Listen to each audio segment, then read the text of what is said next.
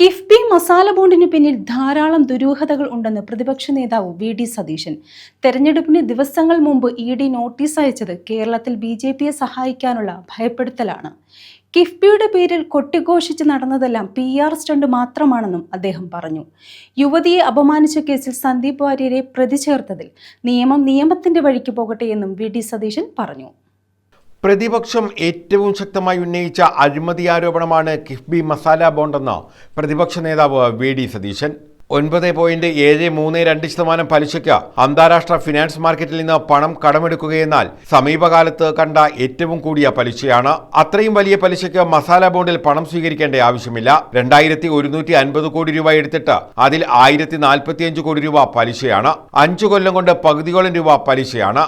ഞങ്ങൾ അതിനെയാണ് വിമർശിച്ചതെന്നും സതീശൻ പറഞ്ഞു. എല്ലാ നടപടിക്രമങ്ങളും ലംഘിച്ചുകൊണ്ടാണ് ഇത്രയും പലിശയ്ക്ക് മസാല ബോണ്ട് വഴി പണമെടുത്തത്. ലാവ്ലിനുമായി ബന്ധമുള്ള കമ്പനിയിൽ നിന്നാണ് ഇത് ചെയ്തത്. അന്നത്തെ ധനകാര്യമന്ത്രി നൽകിയ വിശദീകരണമെല്ലാം തെറ്റാണ്. എല്ലാം കഴിഞ്ഞ് ലണ്ടനിൽ പോയി മുഖ്യമന്ത്രി മണിയടിക്കുക മാത്രമാണ് ചെയ്തത്. ഈ മണിയടിച്ചത് വലിയ സംഭവമായി കൊട്ടിഘോഷിച്ചു. മുഖ്യമന്ത്രി എന്ന നിലയിലല്ല, കിഫ്ബി ചെയർമാൻ എന്ന നിലയിലാണ് പിണറായി വിജയൻ പോയി മണിയടിച്ചത്. അതിന് ലണ്ടനിലെ സ്റ്റോക്ക് എക്സ്ചേഞ്ചിൽ മണിയടിച്ച ആദ്യ മുഖ്യമന്ത്രി എന്ന് കേരളം മുഴുവൻ കൊട്ടിഘോഷിച്ചു. നടന്നതെല്ലാം PR സ്റ്റണ്ട് മാത്രമാണ്. ഇതിന് പിന്നിൽ അഴിമതി ഉണ്ടായിരുന്നെന്നും സതീശൻ പറഞ്ഞു. മുഖ്യമന്ത്രി എന്നുള്ള നിലയിൽ അദ്ദേഹം അല്ല മണിയടിച്ചത്, കിഫ്ബിയുടെ ചെയർമാൻ എന്നുള്ള നിലയിലാണ് പോയി മണിയടിച്ചത്. അതിന് കേരളം മുഴുവനുള്ള കുട്ടിഘോഷിക്കപ്പെട്ട ലണ്ടനിലെ സ്റ്റോക്ക് എക്സ്ചേഞ്ചിൽ മണിയടിച്ച ആദ്യത്തെ മുഖ്യമന്ത്രി എന്നെല്ലാം പറഞ്ഞ് കുട്ടിഘോഷിച്ച് ഇല്ലാത്ത കാര്യങ്ങൾ PR സ്റ്റണ്ടായിരുന്നു ഇത് മുഴുവൻ നടത്തിയിരുന്നത്. ഇതിന്റെ പുറകിൽ അഴിമതി ഉണ്ടായിരുന്നു. തെരഞ്ഞെടുപ്പിന് ദിവസങ്ങൾക്ക് മുമ്പായി ഇ.ഡി. നോട്ടീസ് അയച്ചിരിക്കുന്നത് കേരളത്തിൽ ബി.ജെ.പിയെ സഹായിക്കാൻ വേണ്ടിയുള്ള ഒരു ഭയപ്പെടുത്തലിന്റെ ഭാഗമാണെന്നും സതീശൻ പറഞ്ഞു.